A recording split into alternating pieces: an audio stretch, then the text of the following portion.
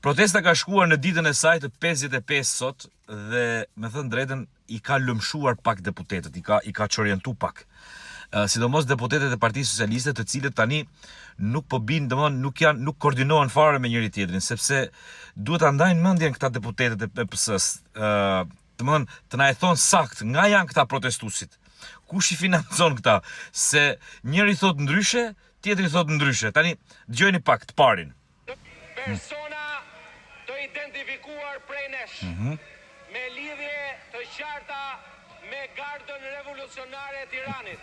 Tani, këtë thot Aulandi, po që thot deputeti tjetër, kolegu i tij, pra i një barku, i një partije.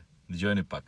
Kemi protestë e cila është me një numër të reduktuar, të cilët është e qartë që janë militant të sponsorizuar të Partisë Demokratike dhe të partizave të vogla përfshi dhe lëvizjes. Tani ndajeni mendjen o çunat, ose janë nga Irani siç thot Aulandi, ose janë të PD-s siç thot Arditi. Tani problemi është këtu që ajo që i ka lëmshuar më tepër është fakti që njerëzit po protestojnë dhe nuk po flenë më, nuk po bëjnë më një gjumë kështu letargjik dhe nuk po pranojnë më asgjë nga ato padrejtësitë që janë pranuar sot e 30 e sa kusur vjet.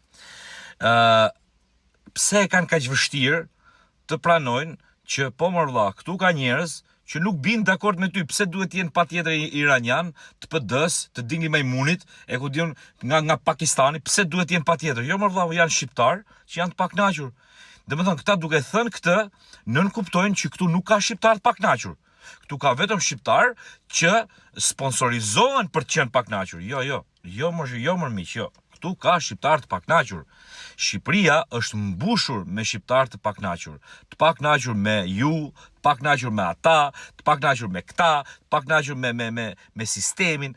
Pra, pse është kaq vështirë me besu që në këtë vend, me të vërtet, pas ka njerëz që e urrejnë këtë sistem, vëlla. E kanë vujt këtë sistem dhe nuk i përshtatet, nuk e duan këtë sistem më. E kanë vështirë ta besojnë këtë. Dhe fakti që e kanë vështirë ta besojnë këtë, hedhin këto hipotezat të tilla për të na dhënë neve të kuptojmë që shiko, shqiptarët janë të kënaqur, shqiptarët janë të pasur, por këta që bëjnë kështu janë sponsorizuar. Jo më shpirt, jo. Shqiptarët, shumica e shqiptarëve kanë halle pafund, kanë probleme pafund dhe jetojnë në minimum jetik. Domethënë ka nga ata që jetojnë as minimumin jetik nuk e kanë.